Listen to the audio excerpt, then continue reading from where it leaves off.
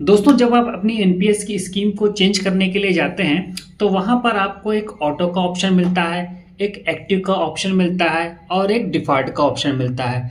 तो जो डिफ़ॉल्ट का ऑप्शन होता है तो इसमें डिफ़ॉल्ट रूप से एलआईसी, एसबीआई और यूटीआई ये तीनों ही सेलेक्ट होते हैं, ठीक है। और जो एक्टिव का ऑप्शन मिलता है तो इसमें आपको गवर्नमेंट सिक्योरिटीज़ में पैसा लगाने का सिर्फ ऑप्शन मिलता है। अब जो ऑटो वाला ऑप्शन है यहाँ पर आपको दो ऑप्शन मिलते हैं। एक मिलता है लाइफ साइकिल 50 मॉडरेट 10E/55Y और दूसरा मिलता है लाइफ साइकिल 25 लो 5E/55Y।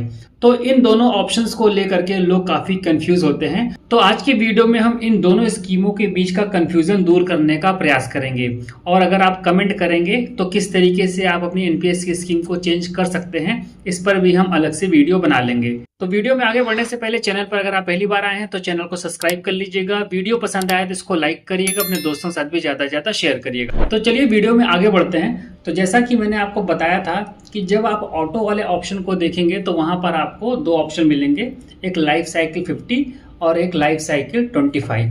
तो यहाँ पर पहले जो लिखा हुआ है इसी में हम थोड़ा सा जानने का प्रयास करेंगे कि किसका क्या मतलब है, ठीक है।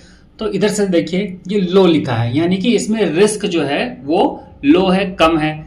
अब यहाँ पर देखिए मॉडरेट लिखा है, मॉडरेट मतलब ये थोड़ा सा बैलेंस अप्रोच लेकर के चलते हैं। अब यहाँ पर समझते हैं कि जो ई लिखा है, यहाँ पर भी देखिए ई लिखा है, यहाँ पर भी ई लिखा है। तो ई मतलब हो गया इक्विटी, ठीक है। और इसके बगल में ये वाई लिखा है, यहाँ पे भी वाई लिखा है और वाई मतलब हो गया ईयर्स। अब आपको ई और वाई का मतलब तो समझ में आ गया होगा। यहाँ पर भी देखिए 55 है और यहाँ पर भी 55 है, तो ये हो गया यानी कि 55 ईयर्स। और यहाँ पे 10E है यानी कि 10% इक्विटी और यहाँ पर 5E है यानी कि 5% इक्विटी। अब ये काम किस तरीके से करेगा इसको थोड़ा सा हम लोग समझते हैं। अब बात करते हैं कि अगर आपकी एज 35 ईयर्स है और यहाँ पर देखिए जो 50 लिखा है और यहाँ पर जो 25 लिखा है, इसका मतलब क्या हो गया कि 35 ईयर्स तक इक्विटी में आपका 50% लगेगा, ठीक है। और यहाँ पर 25 लिखा है यानी कि इक्विटी में आपका 25% जो है पैसा वो लगेगा।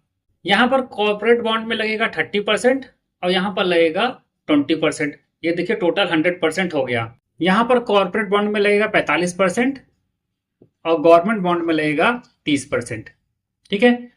तो ये कब तक के लिए है? जब तक आपकी एज 35 ईयर्स की नहीं हो जाती है तब तक के लिए। ये चीज समझ में आ गई। अब 35 साल से जब आगे की ओर आपकी एज बढ़ेगी तो हर साल इक्विटी में से -2% यहाँ पर होता जाएगा, ठीक है। और ये -2% हर साल तब तक होगा जब तक आपकी एज 55 ईयर्स की नहीं हो जाती है। तो कहने का मतलब है कि यहाँ पर आपको कितने साल मिले? 35 साल के बाद में आपको यहाँ पर 20 साल मिल रहे हैं, ठीक है। 20 साल के बाद में 55 साल के हो जाएंगे। तो हर साल 2% इक्विटी में से माइनस होते हुए 20 सालों में आपका 40% इक्विटी से कम हो जाएगा और इक्विटी में 55 ईयर्स में 10% ही आपका रह जाएगा, ठीक है। इसीलिए यहाँ पर 10E लिखा है और यहाँ 55Y लिखा है। अब यहाँ पे समझ लेते हैं। तो यहाँ पर इक्विटी में पहले से ही कम है यानी कि कितना है? 25% है। अब यहाँ पर जब आप 55 ईयर्स के होंगे तो इक्विटी में कितना रह जाना चाहिए? 5% ही रह जाना चाहिए। तो इस केस में यहाँ पर जब आप 35 साल से ज्यादा के होंगे तो हर साल -1% इक्विटी से होता जाएगा। और ये कब तक होता जाएगा? जब तक कि आपका इक्विटी में 5% नहीं रह जाता है। और 55 सालों के बाद में यानी कि यहाँ पर भी 20 ईयर्स का हमें जो समय मिला तो उसमें क्योंकि 1% हर साल का माइनस हो रहा है, तो जब 20% माइनस हो जाएगा तो टोटल कितना रह जाएगा? इक्विटी में आपका 5% रह जाएगा, ठीक है। और इसीलिए यहाँ पर 5E लिखा जाता है।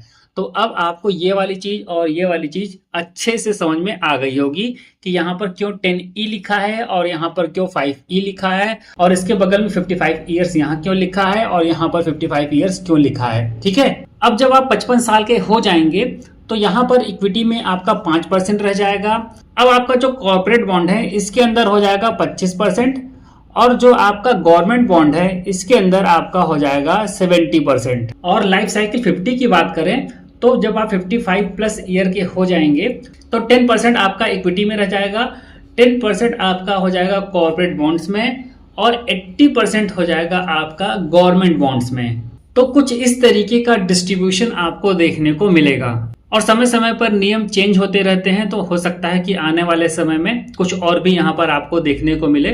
फिलहाल जो वर्तमान सिनेरियो है वो मैंने आपको यहाँ पर बताने और समझाने का प्रयास किया है। तो अब मुझे लगता है कि इस वीडियो के माध्यम से आपकी इन दोनों स्कीमों को लेकर के कंफ्यूजन दूर हुई होगी और यहाँ पर ये जो टर्म्स इस तरीके से लिखे रहते हैं इसको लेकर के भी आपकी कंफ्यूजन दूर हुई होगी। अगर कोई सवाल है तो कमेंट बॉक्स में पूछिए। तो इस वीडियो में इतना ही, मिलते हैं नेक्स्ट वीडियो में नई जानकारी के साथ। तब तक के लिए नमस्कार।